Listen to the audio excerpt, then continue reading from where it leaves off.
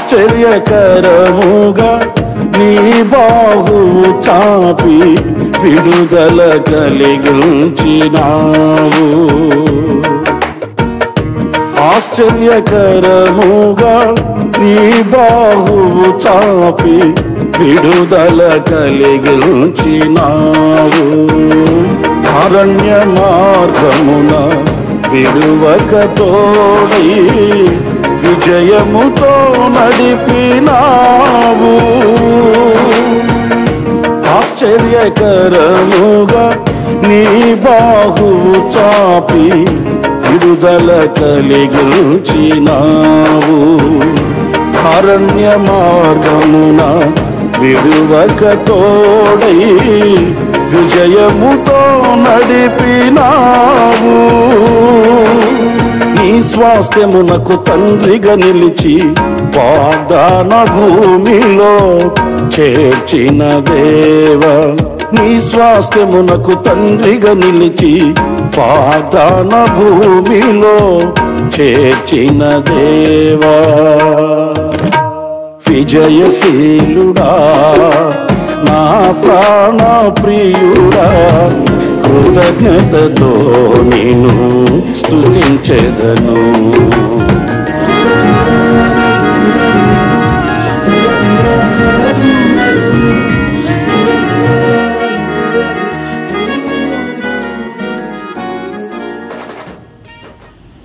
దేవునికి స్తోత్రం. చూడండి, హల్లెలూయా. ప్రభువైన యేసుక్రీస్తు నామమును బట్టి ఈ ఆరాధనకి కూడా వచ్చిన మీకు అందరికీ కూడా హృదయపూర్వకమైన వందనాలు తెలియజేస్తున్నాం. సేవకులు కూడా హృదయపూర్వకమైన వందనాలు. చాలా సంతోషం. దేవుని పరిశుద్ధ గ్రంథంలో నుండి మార్కు సువార్త 4వ అధ్యాయము, మార్కు సువార్త 4వ అధ్యాయము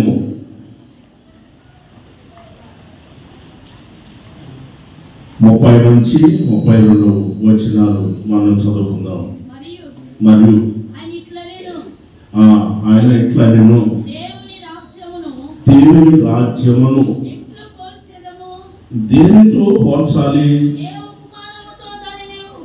ఏ ఉపమానంతో నేను దాన్ని పోల్చాలి? అది ఆవగింజ పోలి ఉన్నది. ఆవగింజ భూమిలో ఎత్తబడినప్పుడు భూమి మీద ఉన్న విత్తనములు అన్నిటికంటే చిన్నదే గాని ఎత్తబడిన తర్వాత అది మొలిచి ఎదిగి కూర మొక్కలన్నిటికంటే పెద్దదిగా ఉండి కొమ్మలుగా వేయించు ఉండెను. ఆకాశ పక్షులు వచ్చి వాటి నీడను విశ్రాంతి తీసుకుంటాయి. దేవునికి స్తోత్రం. గట్టిగా చదవండి, హల్లెలూయా. ఈరోజు ప్రభు మనకు తెలియజేస్తున్న విషయం ఏంటంటే ఆవగింజ.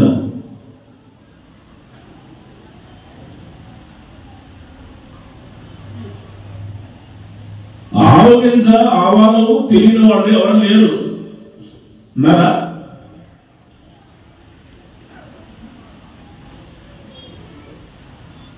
ఆ రోజుల్లో చాలా మంది ప్రజలు వచ్చి యేసు ప్రభుని అడుగుతుండేవారు, దేవుని రాజ్యము ఎలా ఉంటుంది? దేవుని రాజ్యంలో చేరాలి అంటే ఎలా అని యేసు ప్రభుని ఆ రోజుల్లో చాలా మంది ప్రశ్నించి అడిగేవారు. ఏమో ఆయన చెప్పాడు, దేవుని రాజ్యము అంటే ఆవగింజ పోలి ఉన్నది అని చెప్పాడు. అన్నిటికంటే చాలా చిన్నది ఆవగింజ. ఆరోగ్యానికి ఏంటి చెప్పరు, మంచిది. మనిషికి ఆరోగ్యానికి మంచిది ఆవగింజ. ఆవాలు ఖచ్చితంగా అవసరం, ఆరోగ్యానికి మంచిది. అయితే ఈ ఆవగింజ చాలా చిన్నది. బైబిల్ గ్రంథంలో మనం గమనించినప్పుడు ఒకటి ఆవగింజ అనేది మొదట విషయం ఏంటంటే, ఆవగింజ చాలా చిన్నది. అపోస్తుడైన పౌలు గారు ఆయన తెలియజేస్తున్న విషయం ఏంటంటే, అపోస్తుడైన పౌలు గారు ఫిలిప్పీ సంఘానికి పత్రిక రాసినప్పుడు 2వ అధ్యాయంలో 7-8 వచనాలు మనం గమనించినప్పుడు, ఆయన మనుషుని యొక్క పోలికగా పుట్టి దాసుని యొక్క స్వరూపాన్ని ధరించుకొని తనకు తానే రిక్తునిగా చేసుకున్నాడు. మరియు ఆయన ఆకారమందు మనుష్యుడుగా కనపడి మరణము పొందినంతగా, అనగా శిలువ మరణం పొందినంతగా ఆ విధేయత చూపిన వాడై తను తాను తగ్గించుకొనెను. Praise the Lord. గట్టిగా చదవండి, హల్లెలూయా. దైవ కుమారుడు మన ప్రభు అయిన యేసుక్రీస్తు, ఆయన ఎవరనంటే దైవ కుమారుడు. పరలోకములో తండ్రితో కూడా ధవళ సింహాసనం మీద కూర్చునే ఒక దైవ కుమారుడు యేసుక్రీస్తు. అంతటి గొప్పవాడు తనకు తాను తగ్గించుకొని ఈ భూలోకానికి రావటం అనేది జరిగింది. చాలా తగ్గించుకొని, చూడండి, ఆవగింజ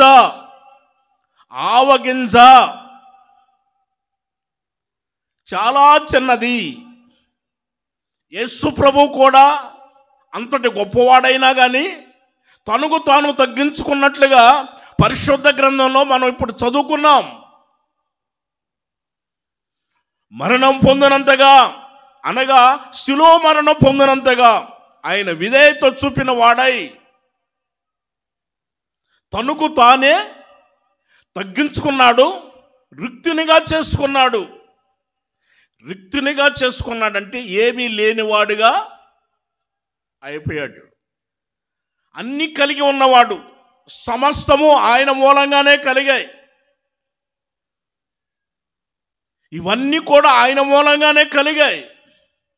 భూమి అయినా, ఆకాశమైన, సూర్యుడు, చంద్రుడు, నక్షత్రాలైనా, ఈ భూమి మీద ఉన్న మృగాలు, జంతువులు, ప్రాకుచున్న ప్రతి జీవి, ప్రతి మనిషి కూడా ఆయన పోలిక చొప్పున ఆయన స్వరూపమందు చేయబడిన వారే. ఆయన మాటతో సమస్తాన్ని సృష్టించాడు. మనిషినేమో చేతితో నేల మట్టి తీసుకొని ఆయన పోలికలు, ఆయన స్వరూపమందు ఆయన తయారు చేశాడు, సృష్టించాడు.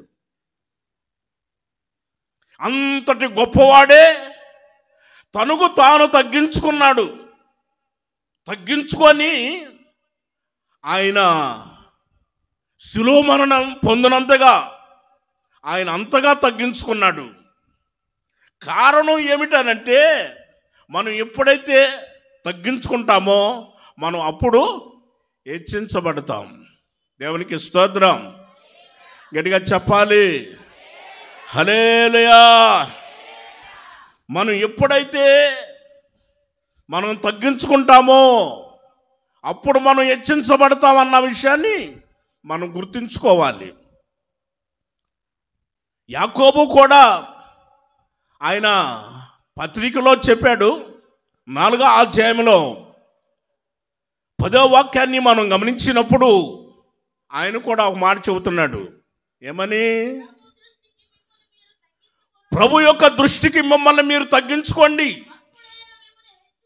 అప్పుడు ఆయన మిమ్మల్ని హెచ్చించును.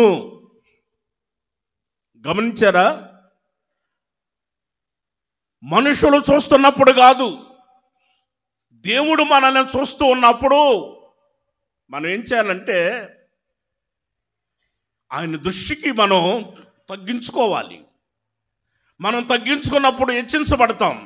ఇప్పుడు చూడండి, యేసు ప్రభు అంతటి గొప్పవాడు, తగ్గించుకొని ఈ లోకానికి వచ్చి తండ్రి యొక్క చిత్తాన్ని నెరవేర్చి ప్రజలందరికీ గొప్ప విమోచన కలుగు చేసి శిలువలో మరణించి ఆయన గొప్ప త్యాగమూర్తిగా ప్రపంచానికే, ఒక దేశానికే కాదు, ఒక రాష్ట్రానికే కాదు, ప్రపంచానికే ఆయన శిలువ త్యాగమూర్తి మన ప్రభు అయిన యేసుక్రీస్తు.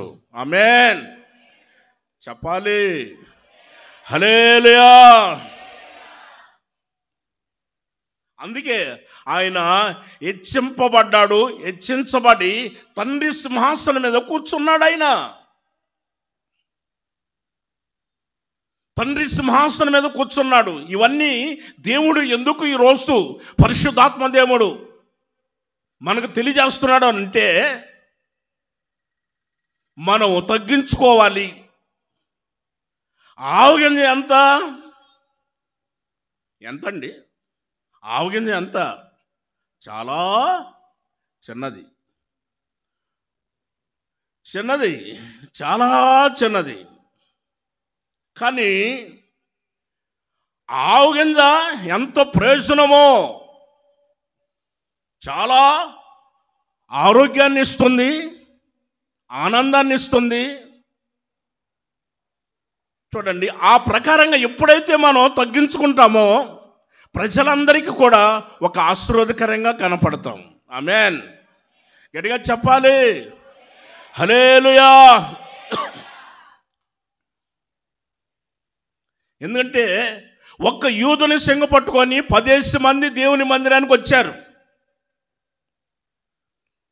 వారు తగ్గించుకున్నారు, దేవుని మందిరానికి వెళుతున్నారు. కాబట్టి ఒక్క యూదుని సింగ పట్టుకొని 10 మంది దేవుని మందిరానికి వెళుతున్నారు.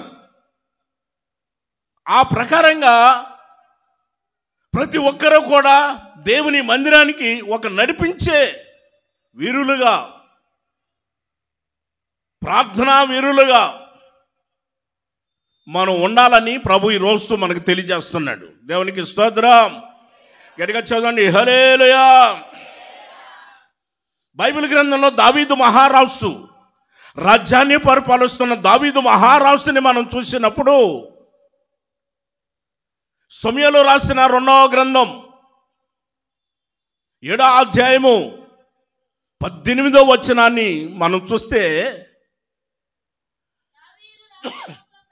దావీదు రాజు లోపలికి ప్రవేశించి యెహోవా సన్నిధిలో కూర్చొని ఇలాగూ మనవి చేశాను, నా ప్రభువా యెహోవా, ఇంతగా నీవు నన్ను హెచ్చించుటకు నేను ఎంతటి వాడిని, నా కుటుంబం ఏ పాటిది, ఇంత హెచ్చుగా చేసినా నీ దృష్టికి కొంచెమే కదయ్యా.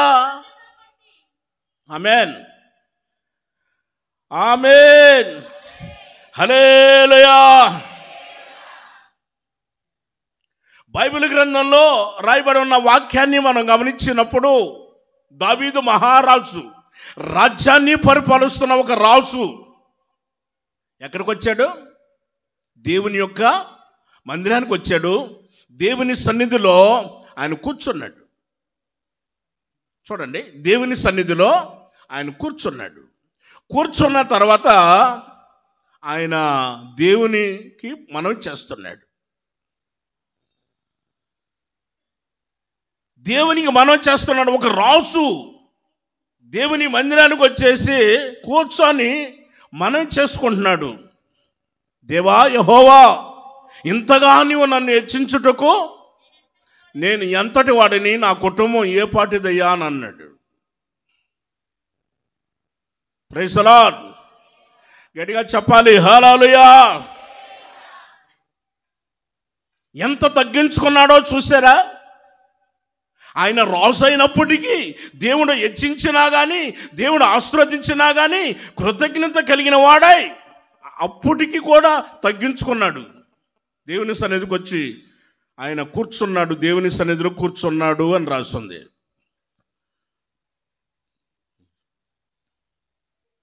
మనం పరిశుద్ధ గ్రంథంలో ఈ ప్రకారంగా ఒక్కొక్కరిని గమనించి చూస్తే, ఒక్కొక్కరిని చూస్తే వాళ్ళు ఏ ప్రకారంగా వచ్చారో, వారు వచ్చిన దాన్ని బట్టి ఒక్కొక్కరు వారు దేవుని యొక్క సన్నిధికి వెళ్ళటం, దేవుని నమ్మటం వలన వారి జీవితాల్లో కలిగిన గొప్ప ఆశీర్వాదాలు మనకెంతోమంది కనిపిస్తాడు. మనం కూడా ఈ లోకములో ఎంతో జాగ్రత్తగా భయభక్తులు కలిగి, నీతి నిజాయితీ కలిగి, దేవుని ఎడల భయభక్తులు కలిగి ఆయన అడుగుజాడల్లో నడిపించబడుతూ దేవుని సన్నిధిలో ఆశీర్వదించబడిన కుటుంబాలే ప్రతి ఒక్క కుటుంబం ఉండాలని ప్రభు కోరుకుంటున్నారు. ఆమేన్ చెప్పాలి హల్లెలూయా. క్రీస్తునందు ప్రియ దేవుని బిడ్డలారా, సహోదరి సహోదరులారా, ఆవగింజ చాలా చిన్నది. ఆవగింజ చాలా చిన్నది. అక్కడ చూడండి, దేవుని రాజ్యము దేనితో నేను పోల్చి మీకు చెప్పాలి అని యేసు ప్రభు ఆ రోజున అడిగాడు.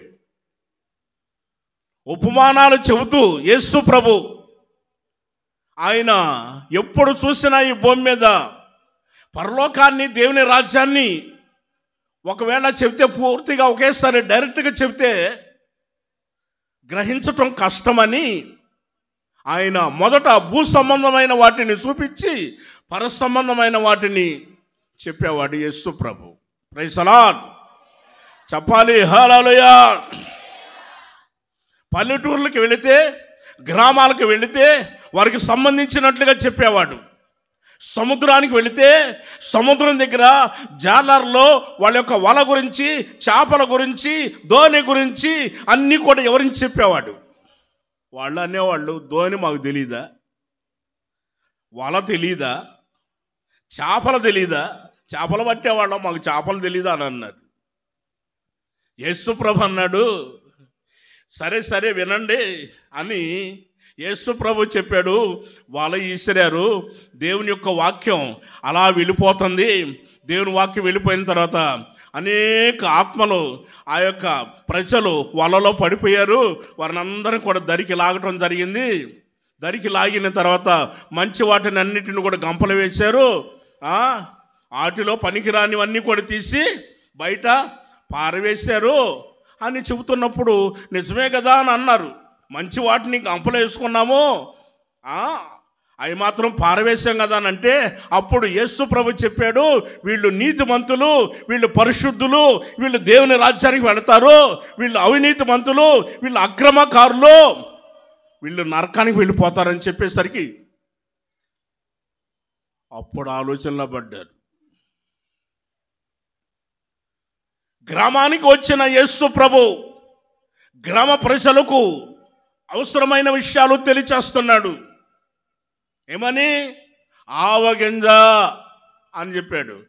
ఆవాలో తెలియని వాళ్ళు ఎవరున్నారు? ఆవగింజ మనకు తెలుసు కదా అని అనుకున్నారు. ఆవగింజ మన ప్రభువైన యేసుక్రీస్తు. ఆ తర్వాత దేవుడు ఆ బాధ్యతని దేవుడు మనకిచ్చాడు.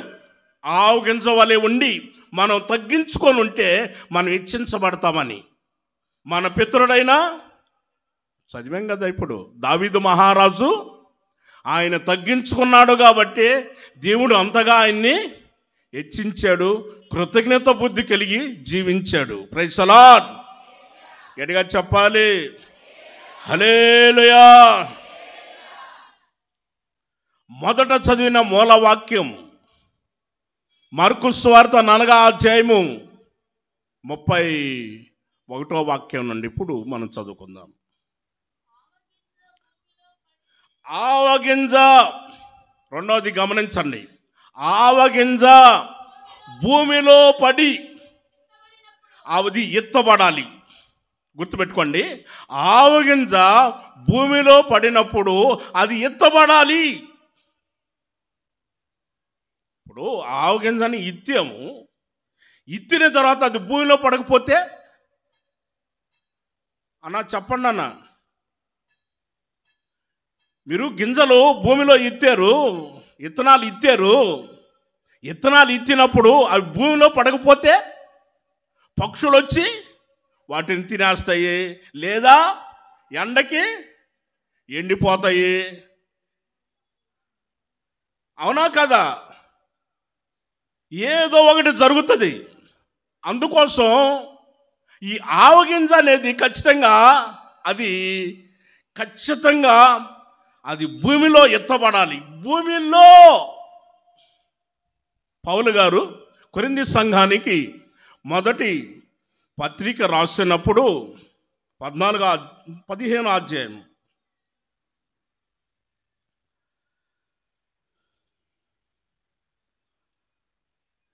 15వ అధ్యాయంలో ఆయన ఒక విషయాన్ని తెలియచేశాడు.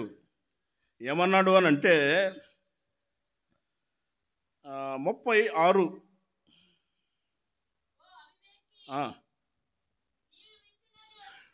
నీవు ఇత్తినది చచ్చితేనే గాని అది బ్రతికింపబడదు కదా. నువ్వు ఇత్తిన దాన్ని చూడగా అది గోధుమ గింజ అయినా సరే, మరి ఏ గింజ అయినా సరే, వట్టి గింజనే ఇత్తుచున్నాము, పుట్టబో శరీరాన్ని ఎత్తటలేదు. ఆమేన్. చెప్పాలి గట్టిగా హల్లెలూయా. మనం ఏ గింజ అయినా సరే ఇత్తినప్పుడు అది భూమిలో పాతి పెట్టబడాలి. భూమిలో పాతి పెట్టబడాలి. భూమిలో పడిన తర్వాత ఏమవుతుంది? ఆ గింజ ఏంటి చెప్పరు? ఎత్తున ఏమవుతుంది? చావాలి.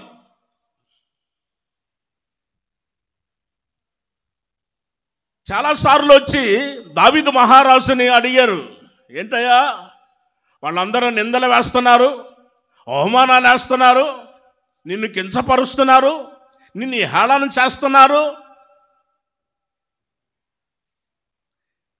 నీకు కొంచెమైన రోషం లేదా?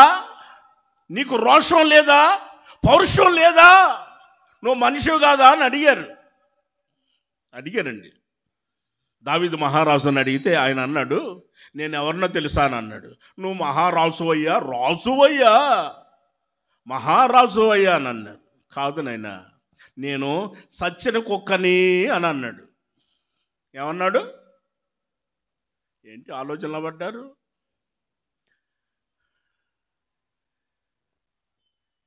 నేను సచ్చిన కుక్కని అని అన్నాడు. ఇప్పుడు చెప్పండి, బ్రతికున్న కుక్క అంటే కరిసిద్ది అని ఒక భయం. కుక్క కరిసిద్ది, దాని జోలికి బాగూడదు అని ఒకటి ఉంటుంది కదా. సచ్చిన కుక్క, బాగా గుర్తుపెట్టుకోండి, సచ్చిన కుక్క. ఈ సచ్చిన కుక్క పొర్రపాటును కూడా కొంచెం కూడా కదిలిక ఉండదు. కదిలిచ్చినా కానీ కదిలిక ఉండదు. ఉంటుందా? ఉండదు. సచ్చిన కుక్క కదిలిచ్చినా కదలదు, అది మొరగదు, అది అరవదు, అది తినదు. ఏంటి చెప్పరు? ఏం చేయదు. ఒకరోజు బయలుదేరి నేను వెళ్తా ఉన్నాను ప్రార్థనా కూటానికి. నేను ఒక్కడనే 30 సంవత్సరాల క్రితం జరిగిన ఒక విషయాన్ని మీకుతో చెబుతున్నాను. ఆ రోజుల్లో మాకు వాహనాలు లేవు. లేకపోతే ఆ రోజున బైబిల్ తీసుకొని నేను వెళతా ఉన్నాను. వెళతా ఉంటే ఆ సెంటర్లో ఆ రోడ్డు మీద కొంతమంది పెద్దోళ్ళు కూర్చున్నారు, టీ తాగుతున్నారు. యవనస్తులు కూడా కూర్చొని ఉన్నారు. యవనస్తులు ఏమన్నారో తెలుసా? అరే, పాస్టర్ గారు తెల్ల బట్టలు వేసుకొని చేతిలో బైబిల్ పెట్టుకొని పాస్టర్ గారు వెళ్తున్నాడు రా. అరే, నేను ఒక మాట అంటాను, మీరందరూ కూడా హల్లెలూయా అంటా ఉండండి రా అని అన్నాడు. వాళ్ళు ఏం చేశారు, సరే అని అనుకున్నారు. నేను వెళతా ఉన్నాను. వెళతా ఉంటే పాస్టర్ గారు వచ్చాడు, హల్లెలూయా, నడుస్తున్నాడు, హల్లెలూయా. ఇతనేమో మాట్లాడుతున్నాడు, వాళ్ళు హల్లెలూయా చెప్పి హేళన చేస్తున్నారు. వేళన చేస్తుంటే అక్కడ పెద్ద మనుషులు కూర్చున్నారు, టీ తాగుతున్నారు. పెద్ద మనుషులు కూర్చున్నారు. పెద్ద మనుషులు ఏమనాలి? యవనస్తుల పిల్లలను చూసి, రే ఏమనుకుంటున్నారా, ఆయన దైవ సేవకుడురా, ఆయన పనేందో ఆయన చేసుకుంటున్నాడు, మీకు ఎందుకురా అనకూడదు నాన్న, తప్పది అని చెప్పాలా వాస్తవంగా. అంతేగమ్మా, చెప్పాలి. కానీ చెప్పకుండా వాళ్ళతో పాటు ఆహాహాహా నవ్వుతున్నారు. వాళ్ళు కూడా వాళ్ళతో పాటు నవ్వుతున్నారు. నవ్వుతునేసరికి నేనేం పట్టించుకోలేదండి. నేనేం పట్టించుకోలా. వాళ్ళు పేరు పెట్టేలా తిడుతున్నారు. పేరు పెట్టేలా తిడుతున్నారండి.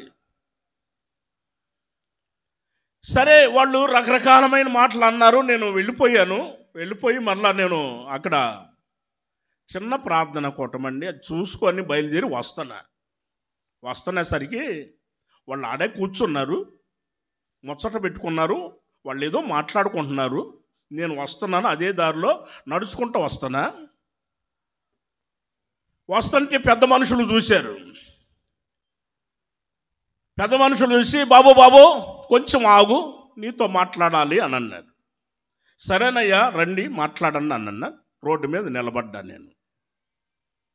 వాళ్ళు వచ్చి నాతో అన్నారు, పెద్ద మనుషులు అన్నారు, కదయ్యా, యవనస్తుల పిల్లలు నిన్ను ఇంత హేళన చేశారు కదా, ఎగతాళి చేస్తున్నారు కదా, పేరు పెట్టేలా తిడుతున్నారు కదా, నీకు ఇంత కూడా లేదా రోషం, పౌరుషం ఇంత కూడా లేదా అని అడిగారు నన్ను.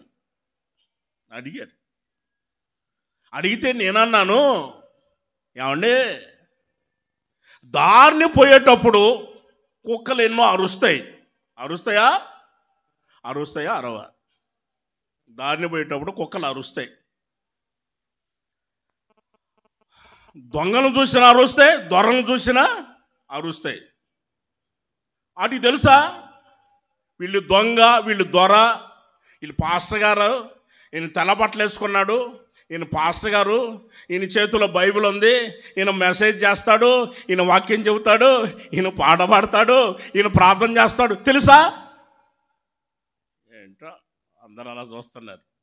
తెలుసా తెలీదా? తెలీదు. నేనన్నాను, దారిని పోయేటప్పుడు ఎన్నో కుక్కలు అరుస్తాయి. నా గౌరవం, నా మర్యాద, నా విలువ కుక్కలే తెలీదు.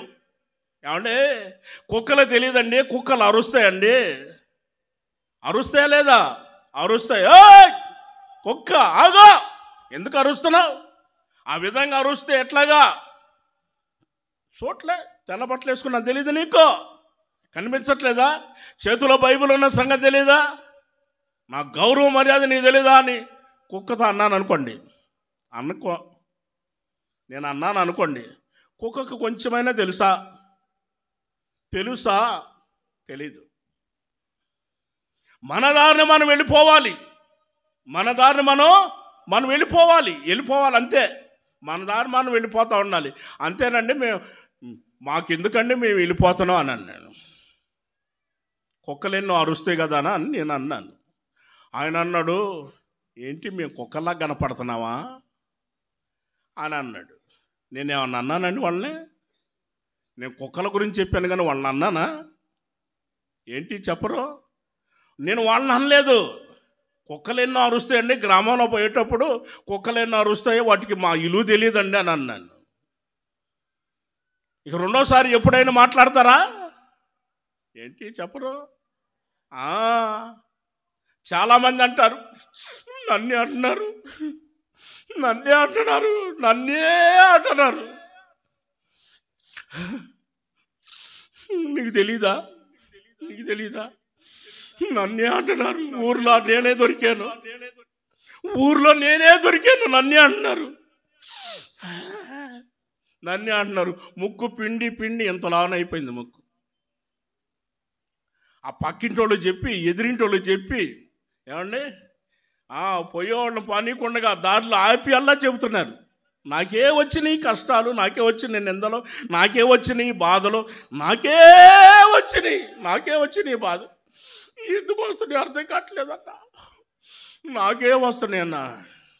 నువ్వెందుకు బాధపడాలి? వాళ్ళు రకరకాలుగా అంటారు, నిందలు వేస్తారు, అవమానాలు పరుస్తారు అంటారు. ఏ ఊరికి పోతే కుక్కలు లేవు, ఏ ప్రాంతానికి వెళితే, ఏ గ్రామానికి వెళితే కుక్కలు లేవు, ఏ పట్టణానికి వెళితే కుక్కలు లేవు. ఏంటండి చెప్పరా? కుక్కలు లేని ఊరు ఏదైనా ఉందా? కుక్కలు లేని పట్టణం ఏదైనా ఉందా? ఏంటో చెప్పట్లేదు కరెక్ట్గా. ఏంటి కుక్కల్ని ఏమైనా పెంచుకుంటున్నారా? కుక్కల్ని ఏమైనా పెంచుకుంటున్నారా? కుక్క ఉందే జాగ్రత్త బోర్డు ఇంటి దగ్గర, కుక్క ఉందే జాగ్రత్త. కుక్కను పెంచుకోవటం, కుక్క ఉందే జాగ్రత్త అని బోర్డు పెట్టడం. దొంగోడికి అంతా నువ్వు అంతా చెప్పేవాడిని, కుక్క ఉందే జాగ్రత్త అని అంటే వాడు జాగ్రత్త పడ్డా?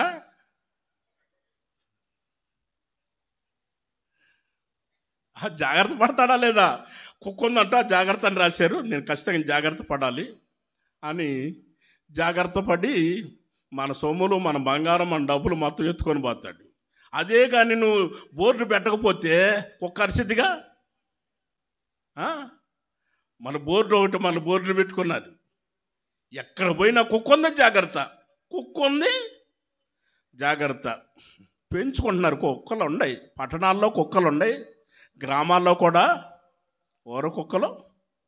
ఏంటి చెప్పరు? కుక్కలు ఉన్నాయి, కుక్కలు ఉన్నాయి. ఈ విధంగా మనిషి యొక్క జీవితంలో ఎన్నో వస్తాయి. మనకు అనేకమైన వచ్చినా కానీ మనం ఏం చేయాలి? తగ్గించుకోవాలి. మనం మాత్రం తగ్గించుకోవాలి మొదట. తర్వాత భూమిలో మనం పాతి పెట్టబడాలి, మనం చావాలి. లోక సంబంధంగా, లోకానుసారంగా మనం ఆ పౌలు గారు రోమా సంఘానికి పత్రిక రాసినప్పుడు 6వ అధ్యాయంలో ఆయన తెలియచేస్తాడు. రోమా సంఘానికి ఆయన పత్రిక రాసినప్పుడు 6వ అధ్యాయము 3-4 వచనాలు చదివినప్పుడు ఆయన తెలియచేస్తాడు.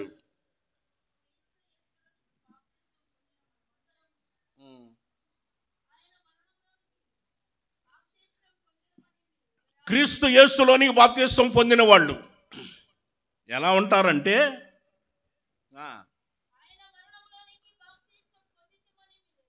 అవును, కాబట్టి తండ్రి యొక్క మహిమ వలన, క్రీస్తు యొక్క మహిమలో నుండి అలాగనే మనము కూడా నూతన జీవం పొందిన వాళ్ళమై నడుచుకున్నట్లు మనము బాప్తిసము వలన మరణములో పాలు పొందుటకై ఆయనతో కూడా ఏమయ్యాము? పాతి పెట్టబడితిమి. అమ్మా ఇప్పుడు చూడు, ఎవరితో? యేసయ్యతో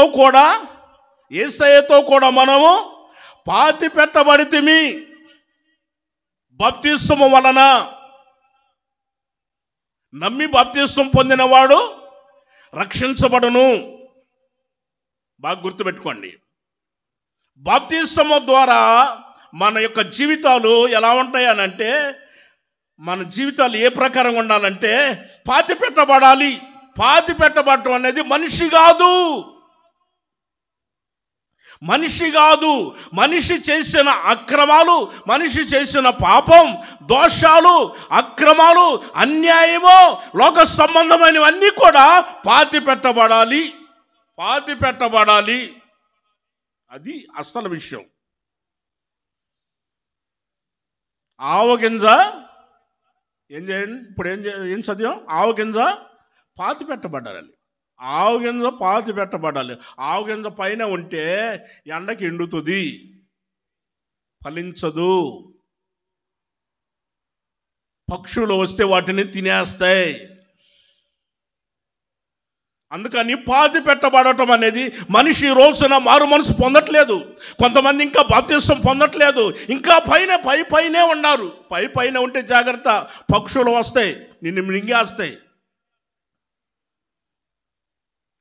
పైనే ఉంటే ఎండ వస్తుంది, భయంకరమైన నిందలు, అవమానాలు, శ్రమలు భయంకరమైన వస్తాయి, అనేకమైన వస్తాయి. అలా కాకుండా పాతి పెట్టబడటం, బాప్తిసం వలన మనం చూడండి పాతి పెట్టబడాలి. అక్రమాలు, అన్యాయము, దోషము అన్నీ కూడా పాతి పెట్టబడాలి. అపొస్తలుడైన పౌలు గారు ఆయన ఎఫెసు సంఘానికి పత్రిక రాస్తున్నప్పుడు ఆ 2వ అధ్యాయంలో మొదటి వాక్యాన్ని చూడండి. మీ అపరాధముల చేతను పాపముల చేతను మీరు సచ్చిన వారై ఉండగా. చూడండి, ఇప్పుడు ఆయన క్రీస్తుతో కూడా బ్రతికించెను. దేవునికి స్తోత్రం. గట్టిగా చెప్పాలి, హల్లెలూయా. ఒకటి ఆవగింజ, అది చాలా చిన్నది. మన తగ్గింపు యొక్క జీవితం మనం హెచ్చించబడటానికి గల కారణం. రెండోది పాతి పెట్టబడాలి. బాప్తిసం వలన పాతి పెట్టబడాలి. పాపముల చేతను, అపరాధముల చేతను మనం సచ్చిన వారై ఉండగా క్రీస్తుతో కూడా మనం లేపబడాలి. అక్కడే 2వ అధ్యాయంలో 7వ వాక్యం.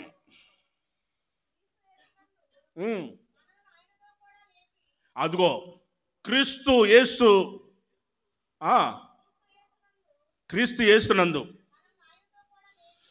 మనం ఆయనతో కూడా లేచి పరలోకములో ఆయనతో కూడా మనల్ని కూర్చోబెట్టాలని చూస్తున్నాడు ఆయన. దేవునికి స్తోత్రం. చెప్పాలి, హల్లెలూయా. మనం ఇంకా పాతి పెట్టబడేది ఈ పాపాలు, అక్రమాలు, అన్యాయము, ఈ దోషాలు, అపరాధం అన్నీ కూడా పాతి పెట్టబడాలి. ఆ తర్వాత క్రీస్తు యేసుతో కూడా మనం లేపబడిన వాళ్ళం. చూడండి, ఇప్పుడు ఆయన సింహాసనం మీద కూర్చున్నాడు కదా, యేసయ్య తండ్రి సింహాసనం మీద కూర్చున్నాడు. అక్కడ కూర్చోబెడతాడు మనల్ని తీసుకొని వెళ్ళి. యేసయ్య అన్నాడు, నేను జయించి, ఏమన్నాడు? 3వ అధ్యాయంలో, ప్రకటన గ్రంథం 3వ అధ్యాయంలో 21వ వాక్యం, నేను జయించి నా తండ్రితో కూడా ఆయన సింహాసనందు కూర్చొని ఉన్న ప్రకారము జయించు వానిని నాతో కూడా నా తండ్రి యొక్క సింహాసనం మీద కూర్చుండనిచ్చేదను. ఆమేన్. మిగిలిన వాళ్ళు చెప్పరా? అందరూ ఒకసారి చెప్పండి, హల్లెలూయా. దేవుణ్ణి మనం స్తుతించటం, మహిమపరచటం, చేతులెత్తి ఆయన్ని మహిమపరచటం అనేది అది మనకు అలవాటు అయిపోయి ఉండాలి. ఇక్కడ నేర్చుకుంటేనే, ఇది ట్రైనింగ్ అమ్మా, ట్రైనింగ్ సెంటర్ ఇది. ఏమనుకుంటున్నారు? మందిరం ఏంటని అనుకుంటున్నారు? ఈ ట్రైనింగు నువ్వు ఇంకా ట్రైనింగ్ పొందుతానే ఉండవు. నీ ట్రైనింగ్ ఇంకా పూర్తి కాలేదు. పూర్తి అయితే నువ్వు భూమి మీద ఉండవు, నేను కూడా ఉన్నాను భూమి మీద. ట్రైనింగ్ పూర్తి కాలేదు మనకి. ఇంకా పూర్తి కాకనే చేతులు ఎత్తకుండా అట్లాగనే ఉంటే దేవుడు అంటాడు, వద్దులేమ్మా, నువ్వు ఇక్కడే ఉండు, కాదయ్యా తండ్రి, ఈ భూమి మీద నేను భరించలేకపోతున్నాను. ఓ పక్కన పిల్లలు, మరో ప్రక్కన నీకు తెలీదమ్మా, ఆయనే పట్టించుకోవట్లేదు. అసలు నువ్వు వద్దు నాయన, తీసుకెళ్ళిపో తీసుకెళ్ళిపో తీసుకెళ్ళిపోయినట్టు. నేను ఎందుకు తీసుకెళ్తాను? అల్లుడి చెవటం తెలియపోయినా ఇంకా ట్రైనింగ్ పొందకపోతేవి. చప్పట కొట్టకుండా పాట పాడుతుంటే అని చూస్తున్నావు, పాట పాడుతుంటేనేమో చప్పట కొట్టకుండా చూస్తున్నావు. ఇక్కడ హల్లులో చెబుతుంటేనేమో చెయ్యత్తట్లేదు. మరలా పరలోకానికి తీసుకొని ఆయన ఇప్పుడే ఇప్పుడే ఇప్పుడే తీసుకొని ఆయన ఇప్పుడే తీసుకొని. వద్దులేమ్మ తల్లి, నీకు దండం పెడతాను. అక్కడికి వచ్చిన తర్వాత మరలా నేనెక్కడ నీకు నేర్పించాలమ్మా? భూమి మీద నేర్పించేవాళ్ళు ఉన్నారు కదా, అన్నారా లేదా? అబ్రహాము ఏమన్నాడు?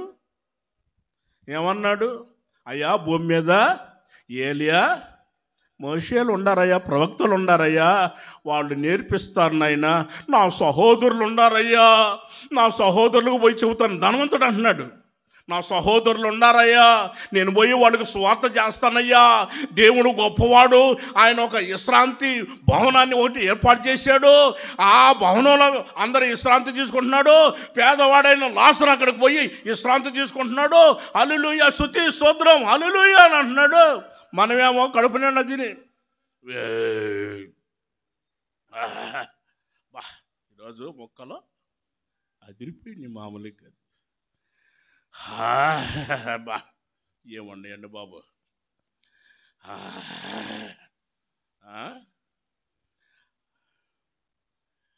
అని గమనించండి. ఇక్కడ ఇంకా మనం పూర్తి కాలేదు, మనకి ట్రైనింగ్ పూర్తి కాలేదు. పూర్తయిందనంటే వెల్కమ్, స్వాగతం సుస్వాగతం, వస్తారు దేవదూతలు నీ దగ్గరికి. వెల్కమ్ సుస్వాగతం, వచ్చేసి తండ్రి సింహాసనం మీద కూర్చోవాలి, వచ్చేయమని అంటాడు. వెల్కమ్ నరులారా, ఇప్పుడు చెప్పండి, వాక్యం చెప్పండి. నరులారా తిరిగి రండి. పంపించాడు కాబట్టే తిరిగి రమ్మంటున్నాడు, అంతే కదా? తిరిగి రమ్మంటున్నాడు ఆయన. తిరిగి రమ్మంటున్నాడు అంటే పంపించాడు కాబట్టి తిరిగి రండి. ప్రైజ్ ది లార్డ్, గట్టిగా చెప్పాలి హల్లెలూయా. మనం అందరం అక్కడికి చేరుకోవాలి, అక్కడికి వెళ్ళిపోవాలి. మనం అందరం కూడా ఒక రోజున మనం అందరం కూడా అక్కడికి చేరుకోవాలి. గుర్తుంచుకోండి, మనం ఎత్తబడి ఒకసారి మనం ఏం చేయాలి? లేపబడాలి. మనం ఖచ్చితంగా బాప్తిస్మము ద్వారా మనం లేపబడాలి. లేపబడిన తర్వాత ఆ తర్వాత కొమ్మలు వేయబడాలి. అక్కడ రాయబడి ఉన్న విషయాన్ని మనం గమనించినప్పుడు ఆ చెట్టు అలా వస్తుంది, మొలక వస్తుంది కదా, మొలక వస్తుంది. బాగా గుర్తుపెట్టుకోండి, మొలక వచ్చినప్పుడు కొన్నిసార్లు తుఫాన్లు వస్తాయా రావా? తుఫాన్లు వస్తాయి. ఇంకా చెప్పండి అమ్మ, గాలి వస్తుంది, ఇదే వర్షం వస్తుంది, గాలి వస్తుంది, తుఫాన్లు వస్తున్నాయి. ఇంకేంటి చెప్పండి? వరదలు వస్తున్నాయి. వరదలు కూడా వస్తాయి కదా, వరదలు కూడా వస్తున్నాయి. వాటి వలన పంట నష్టమైపోయింది. ప్రజలారా, మరి ఈ తుఫాను వలన పంట నష్టమైపోయింది. ఇన్ని లక్షల ఎకరాలు పంట నష్టమైపోయింది, నీళ్ళల్లో కలిసిపోయింది. మనం ఏం చేయలేని పరిస్థితికి వచ్చాం. రైతులు బాధపడుతున్నారు, కన్నీటి సముద్రంలో ఉండిపోయారు. ఏం చేయాలనుకుంటున్నారు? మా పరిస్థితి ఏంటి ఇలా అయిపోయిందని మాట్లాడేవారు ఉన్నారా లేదా? జరుగుతున్నాయా లేదా? బాగా గుర్తుపెట్టుకోండి, మనం ఎదుగుతున్నామా? గుర్తుపెట్టుకో, మనం కొమ్మలు వేస్తూ మనం ఎదిగేటప్పుడు మేకలు వస్తాయి. అమ్మ గుర్తుపెట్టుకో, మేకలు కూడా మేస్తాయి. తర్వాత పశువులు కూడా తింటాయి, పశువులు కూడా వస్తాయి. పందికొక్కులు కూడా వస్తాయి, పందికొక్కులు కూడా వస్తాయి.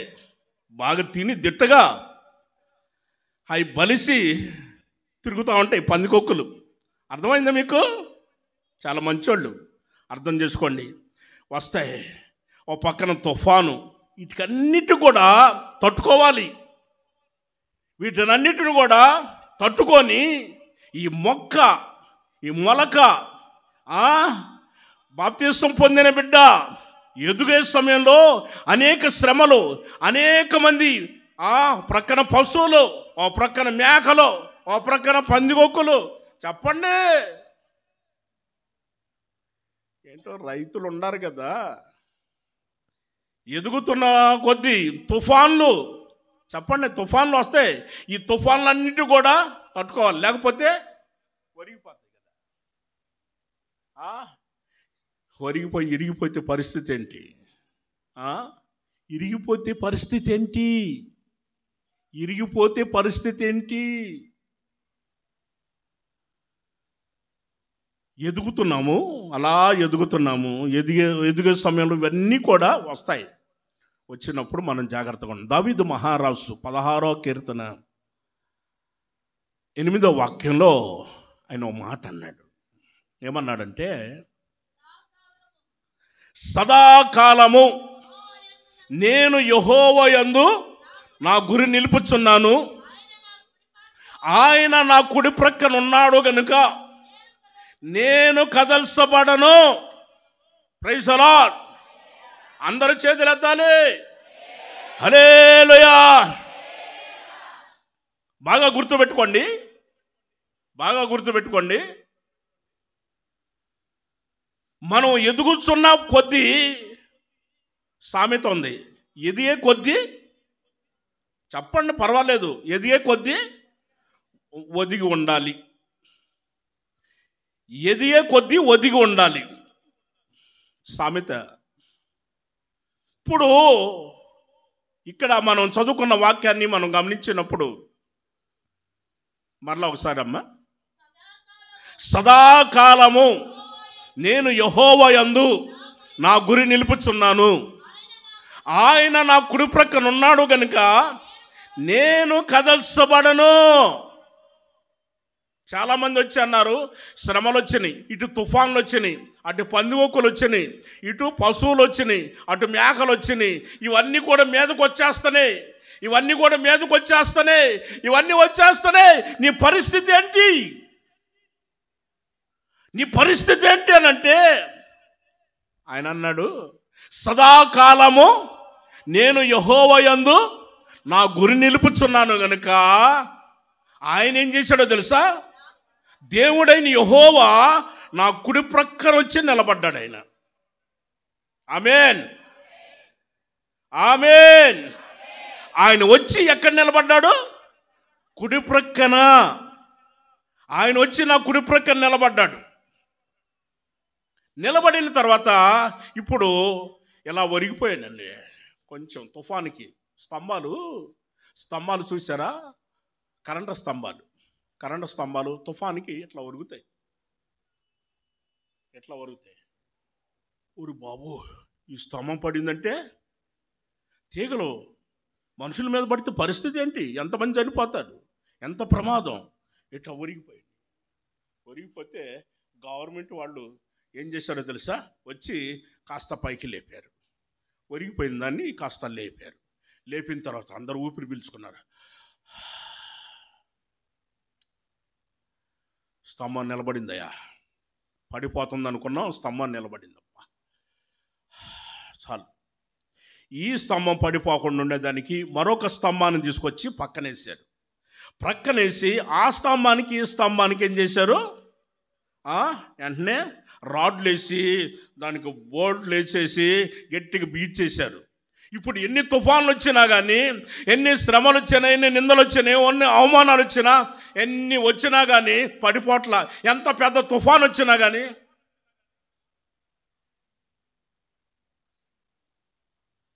ఏంటయ్యా కొంచెమైనా కదలవేంటయ్యా, ఎట్లయినా వరగవేనంటే, ఆయన నా కుడి ప్రక్కన ఉన్నాడు గనుక, అమ్మా ఆయన నా కుడి ప్రక్కన ఉన్నాడు గనుక నేను కదల్చబడను.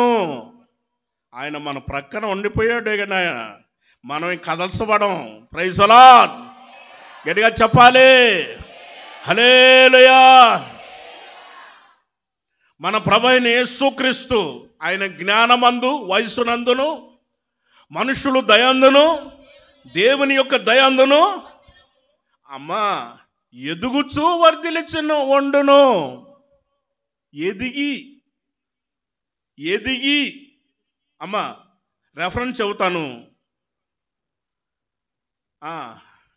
లోకాసు వార్త 2:40 బాలుడు అంటే యేసు ప్రభు బాలుడుగా ఉన్నప్పుడు జ్ఞానముతో నిండుకొని ఎదిగి బలము పొందుచూ ఉండెను.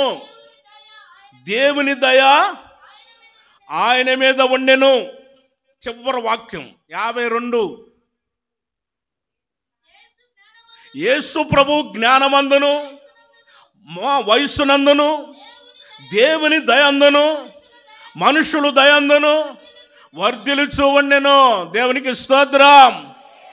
చెప్పాలి గట్టిగా హల్లెలూయా. యేసు ప్రభు ఎదుగుతున్నాడమ్మా. యేసు ప్రభు ఎదుగుతున్నాడు. ఎలా ఎదిగాడు? జ్ఞానమందును వయస్సునందును. బాగా గుర్తుపెట్టుకోండి బాబు, యవనస్తులు పిల్లలు గుర్తుంచుకోండి. ఎదుగుతున్న పరిస్థితిలో గుర్తుపెట్టుకోండి. జ్ఞానమందును వయస్సునందును మనుషులు దయందును దేవుని దయందును వర్ధిల్లుచు మనం ఎదగాలి. Praise the Lord. గట్టిగా చెప్పాలి హల్లెలూయా. ఎదిగి మొక్క అనేది పైకి ఎదుగుతుంది, కొమ్మలు వేస్తుంది అని అక్కడ రాయబడి ఉంది. కొమ్మలు వేస్తుంది, ఎదుగుతుంది. ముగిస్తాను, టైం అయిపోయింది.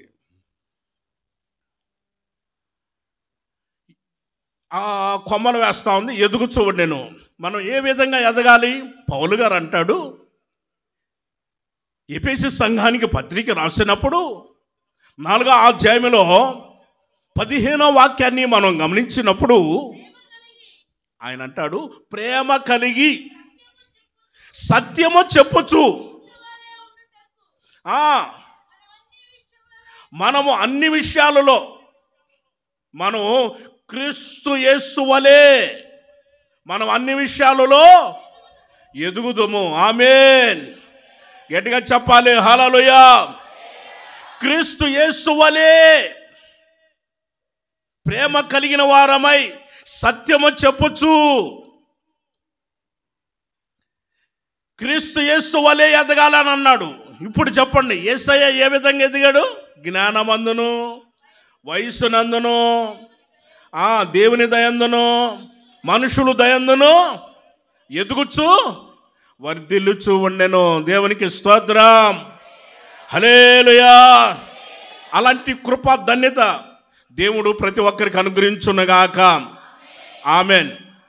ఇప్పుడు ఒక నీడ ఎదుగుచున్న పరిస్థితిలో అక్కడ పక్షులు వచ్చి నీడలో విశ్రాంతి తీసుకుంటున్నాయని అక్కడ రాయబడి ఉంది 32వ వాక్యంలో. ఇక్కడ మార్కు సువార్త 4వ అధ్యాయంలో 32వ వాక్యంలో చదువు. మొలిచి ఎదిగి కూర మొక్కలన్నిటికంటే పెద్దదై గొప్ప కొమ్మలు వేస్తూ ఆకాశ పక్షులు వచ్చి వాటి నీడను ఇక్కడ నివసిస్తూ ఉన్నాయి, విశ్రాంతి తీసుకుంటున్నారు. నీడ అక్కడ విశ్రాంతి తీసుకుంటున్నారు. 2 రెఫరెన్స్లు చదువుకొని ముగించుకుందాం. 91వ కీర్తన 1వ వాక్యం, మహోన్నతుని చోటున నివసించువాడే సర్వశక్తిని నీడను విశ్రమించువాడు. దేవునికి స్తోత్రం. గట్టిగా చెప్పాలి హల్లెలూయా. ఇప్పుడు ఒక నీడ, ఇప్పుడు నీడ ఉంది. ఇప్పుడు చూసారా, ఈ నీడ ఉంటేనే మనం ఇక్కడ ఉన్నాం. అదేగా నీడ లేకపోతే కష్టం కదా. అలాగనే ఆనాడు కూడా దేవుని ప్రజలు ఇశ్రాయేలు జనాంగం అరణ్యంలో నడిపించబడుతున్నప్పుడు వారికి నీడెక్కడదండి? అరణ్యంలో ఇప్పటికి ఒక చెట్టు లేదు అక్కడ. ఒక చెట్టు కానీ అంత నీడ కానీ ఇప్పుడు కనపడదు. అంత నీడ కానీ ఒక చెట్టు కానీ కనపడదు. ఎండలో అలసిపోతారని చిన్నపిల్లలు ఉంటారు, ముసలివాళ్ళు ఉంటారు, పెద్దవాళ్ళు ఉంటారు, వీళ్ళు భరించలేరు, తట్టుకోలేరు, ఇబ్బంది పడతారని దేవుడు ఏం చేశాడో తెలుసా? పగలు మేఘస్తంభంగా ఉన్నాడు. ఎలా ఉన్నాడు? పగలు మేఘస్తంభంగా ఉన్నాడు, రాత్రి చూస్తేనేమో అగ్నిస్తంభంగా ఉన్నాడు. వారికి ముందుగా ఉండి వారిని నడిపిస్తున్నాడు. Praise the Lord. గట్టిగా చెప్పాలి హల్లెలూయా. ఆయన మేఘస్తంభంగా ఉన్న నీడ. అందుకే దైవజనులు పరిశుద్ధులు పాట రాసి ఈ సంవత్సరం పాట పాడారు. ఏంది ఇది? చెప్పరా మీరు? నన్ను నా నీడగా, ఒక నీడగా, నీడ మనకు, ఆ నీడ మనం నెమ్మడిస్తున్న నీడ. ఆ నీడ ఎలాంటి నీడ తెలుసా? సర్వశక్తి గల నీడ. ఆమేన్, హల్లెలూయా. సర్వశక్తి కలిగిన నీడ మనకు ఆరోగ్యాన్ని ఇస్తుంది, ఆనందాన్ని ఇస్తుంది, ఆశీర్వాదాలు ఇస్తుంది. ఒక నీడ. ఆ నీడ ఆ నీడ ఆ నీడ మనకు చల్లటి చూసారా అంతటి యొక్క. ఇప్పుడు చల్లగా ఉందా లేదా? నీడుంటేనే చల్లగా ఉందమ్మా. నీడ లేకపోతే ఎండలో చూడండి పోతే ఎలా ఉంటుంది? చల్లగా ఉంటుందా? ఆనందంగా ఉంటుందా? మరి ఎలా ఉంటుంది? అందుకని దేవుడు ఏం చేశాడంటే ఆయన సర్వశక్తి గల ఒక నీడను ఏర్పాటు చేశాడు. ఆ తర్వాత అక్కడ రాయబడి ఉన్న విషయాన్ని మనం గమనించినప్పుడు యేసు ప్రభు ఒక మాట చెప్పాడు. చివరిగా ఒక మాట మనం చదువుకొని ముగించుకుందాం. మత్తయి సువార్త 11వ అధ్యాయము 28వ వాక్యం. ప్రయాసపడి భారము మోయుచున్న సమస్త జనులారా నా యొద్దకు రండి, మీరు నేను మీకు విశ్రాంతిని కలుగు చేస్తానన్నాడు. నేను సాత్వికుడును, దీన మనస్సు గలవాడును. Praise the lord. చెప్పాలి హల్లెలూయా. యేసు ప్రభు అన్నాడు, ప్రయాసపడి భారాన్ని మోస్తున్న సమస్త జనులారా నా యొద్దకు రండి, నేను మీకు విశ్రాంతిని కలుగు చేస్తానన్నాడు. ఆయన నీడకు వస్తే ఒక విశ్రాంతిని ఇస్తాడు. ఆయన నీడకు వస్తే మనకు ఒక విశ్రాంతిని ఇచ్చాడు. ఈ రోజున అంటున్నారు, నాకు ఏ రోగం లేదు, నాకు ఎందుకో మరి అర్థం కావట్లేదు, నేను ఎట్ట పోషించబడతానో నాకే అర్థం కావట్లేదు, నా కుటుంబం, నా భర్త పిల్లలు, నా భార్య పిల్లలు ఎట్లా పోషించబడుతున్నామో అర్థమే కావట్లేదండి. అసలు ఆరోగ్యంగా ఉన్నావంటే ఎట్లా ఉన్నావో మాకే అర్థం కావట్లేదండి. ఎందుకో తెలుసా? నువ్వు ఒక నీడకు వచ్చావు కాబట్టి, ఆ నీడలో ఉన్నావు కాబట్టి ఆయన నీకు విశ్రాంతినిచ్చి ఆశీర్వదిస్తున్నాడు. ఆమేన్, గట్టిగా చెప్పాలి హల్లెలూయా. అట్టి కృప ధన్యత దేవుడు ప్రతి ఒక్కరికి ఇచ్చి ఆశీర్వదించి ఘనపరచునుగాక. ఈ వాక్యం దేవుడు అందరి హృదయాలలో ఫలింపచేయునుగాక. ప్రతి కుటుంబాన్ని ప్రభు దీవించునుగాక. ప్రతి వారి అవసరతలు అక్కర్లన్నీ ప్రభు తీర్చునుగాక. ఆరోగ్యాలు క్షేమాలు ప్రభు ఆయన ప్రసాదించునుగాక. ఈ పరిచర్యను మరింతగా దేవుడు ఆశీర్వదించునుగాక. విస్తారమైన జనాంగాన్ని ప్రభు తీసుకొని వచ్చునుగాక. ఇంకా ఈ మందిర పనులన్నీ ఆయన పూర్తి చేయునుగాక. ఆర్థిక సహాయాలు ప్రభు అనుగ్రహించునుగాక. ప్రభుయే గొప్ప కార్యాలు ప్రతి వారి పట్ల ప్రభు జరిగించునుగాక. ఆయన కృపా కాపుదల క్షేమాలు దేవుడు ఒక్కొక్కరికి ప్రసాదించునుగాక. ఆమేన్. సేవకులను కూడా ప్రభు జ్ఞాపం చేసుకొని మంచి ఆరోగ్యాలతో ప్రభు నింపి ప్రభు బలపరిచి వాడుకొనుగాక. ఆమేన్. తలలు వంచండి, ప్రార్థన చేసుకుందాం. ప్రతి ఒక్కరు కూడా ప్రార్థన చేయండి, ప్రార్థన చేయండి. ప్రభా మీకు స్తోత్రం, మీకు స్తోత్రం, మీకు స్తోత్రం. ఎంతైనా మీరు నమ్మదగిన దేవుడు, మంచి దేవుడు అయ్యా. మాకు చాలిన దేవుడా మీకు స్తోత్రం, మీకు స్తోత్రం, మీకు స్తోత్రం, మీకు స్తోత్రం. ప్రార్థన చేయాలి, ప్రార్థన చేయాలి. ప్రతి ఒక్కరు కూడా ప్రార్థన చేయండి. మన ప్రభువైన యేసుక్రీస్తు ఆయన చెప్పాడు, దేవుని రాజ్యము అంటే ఒక ఆవు గింజతో పోల్చి చెప్పాడు. ఆవు గింజ ఎలా ఉంటుంది, ఎలా బ్రతుకుతుంది, ఈ భూమి మీద ఎలా ఉంటుందన్న విషయాన్ని ఈ రోజున ప్రభువు మనకు తెలియచేశాడు. ఒక చిన్నది ఆవు గింజ అనేది ఒక చిన్నది. ఆ ఆవు గింజ ఎంతో ఆరోగ్యాన్ని ఇస్తుందని, ఆవు గింజ వలన ఎంతో ప్రయోజనం ఉన్నదని ప్రభు ఈ రోజు మనకు తెలియచేశాడు. మన వలన అనేక మంది ప్రజలకు ప్రయోజనకరంగా ఉండాలి, అనేక మంది ప్రజలను కూడా దేవుని మందిరానికి నడిపించేవారిగా ఉండాలని ప్రభు ఆయన తెలియచేసిన విషయాన్ని గుర్తుంచుకోవాలి. యేసు ప్రభు ఆ రోజున తగ్గించుకున్నాడు, తనకు తాను తగ్గించుకున్నాడు. ఆయన వ్యక్తినిగా చేసుకున్నాడు. మరణం పొందినంతగా, అనగా శిలువ మరణం పొందినంతగా ఆయన తగ్గించుకున్నాడు. విధేయత చూపిన వాడై ఈ భూమి మీద జీవించి మనుషులందరి కొరకు ప్రాణత్యాగం చేసి ఆయన ప్రజలందరికీ కూడా గొప్ప విమోచన కలుగ చేసి తండ్రి సింహాసనం మీద కూర్చున్నాడు. ఆయన సింహాసనం మీద కూర్చున్న ప్రకారం మనం కూడా అక్కడ కూర్చోవాలని తగ్గించుకుందాం. మనం పాతి పెట్టబడాలి, ఈ భూమి మీద మనం పాతి పెట్టబడాలి. బాప్తిస్వం పొంది రక్షణ పొంది పాపముల చేతను అపరాధముల చేతను సచ్చిన వారమై క్రీస్తు యేసుతో కూడా మనం లేపబడాలి. మనం అందరం పరలోకంలో తండ్రి సింహాసనం నందు కూర్చొని ఉండాలని ప్రభు మనకు తెలియచేసిన విషయాన్ని గుర్తించండి. ఆయన పరిశుద్ధుడు, పరిశుద్ధుడు, గొప్పవాడు. అందుకోసమే ఆయన ఈ మాటలన్నీ కూడా మనకు తెలియచేశాడు. సర్వశక్తి కలిగిన నీడను మనం విశ్రమించుదాం. క్రీస్తు యేసు యొక్క ఏ విధంగా ఎదిగాడో అదే ప్రకారంగా ఎదుగుదాం. ప్రేమ కలిగిన వారమై సత్యమ చెప్పొచ్చు మనం ఎదిగే వారిమై ఉండాలని ప్రభు మనకు తెలియజేశాడు. పరిశుద్ధుడా మీకు స్తోత్రాలు.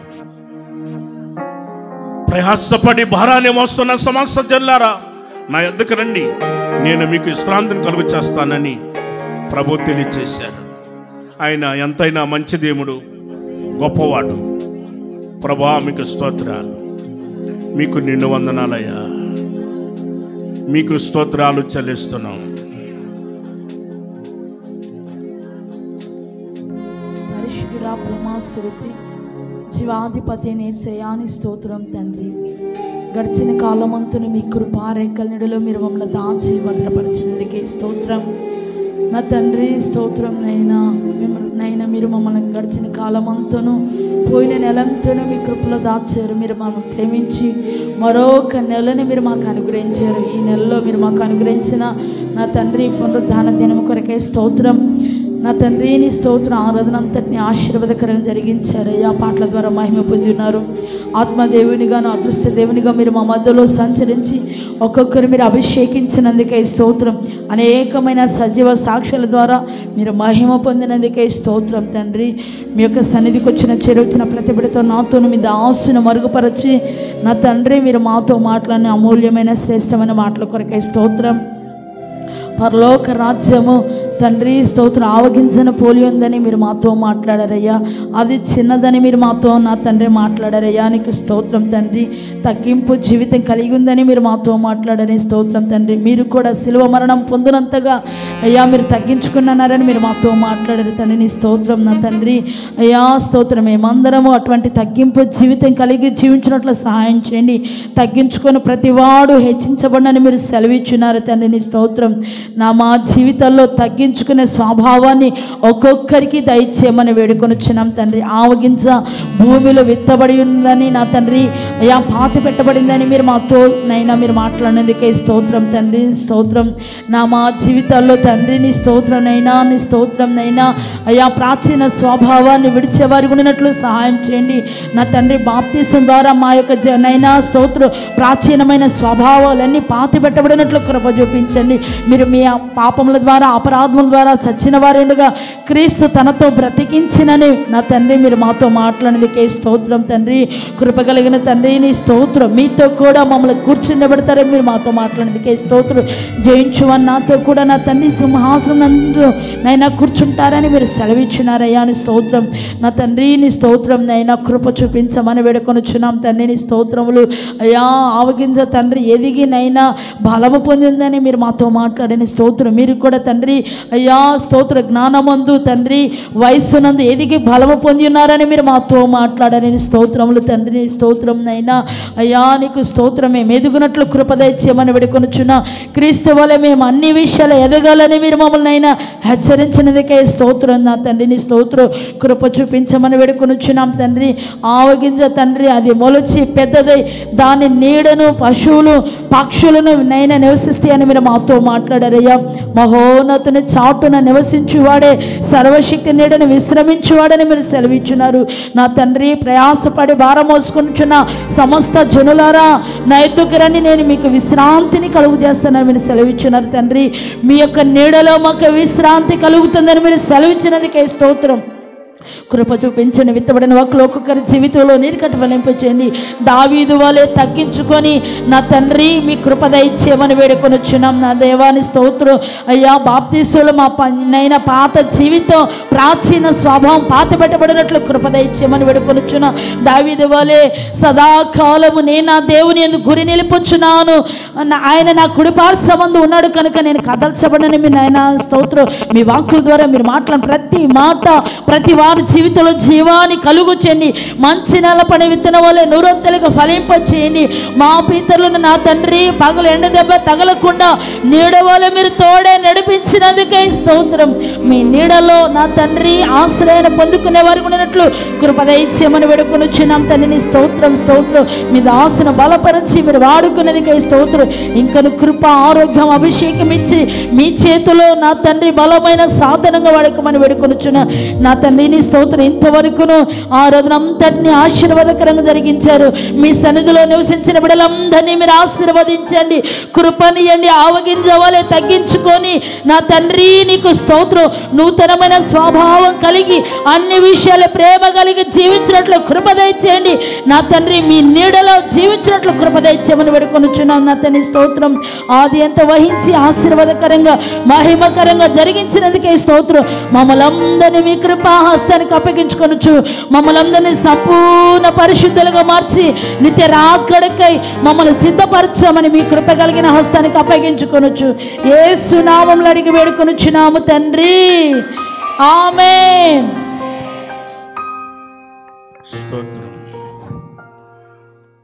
మన ప్రభువైన యేసుక్రీస్తు వారి యొక్క కృపయు తండ్రి అయిన దేవుని యొక్క ప్రేమయు పరిశుద్ధాత్మిక సహవాసము ఇప్పుడు ఎల్లప్పుడూ సదాకాలము మనకును ప్రభువునందు కొనసాగుతున్న ప్రతి ఒక్కరిని కూడా ఆయన హెచ్చించి ఆశీర్వదించి ఆ యొక్క దేవుని రాజ్యానికి ఒక్కొక్కరిని వారుస్తును చేయునుగాక. ఆమేన్. హల్లెలూయా.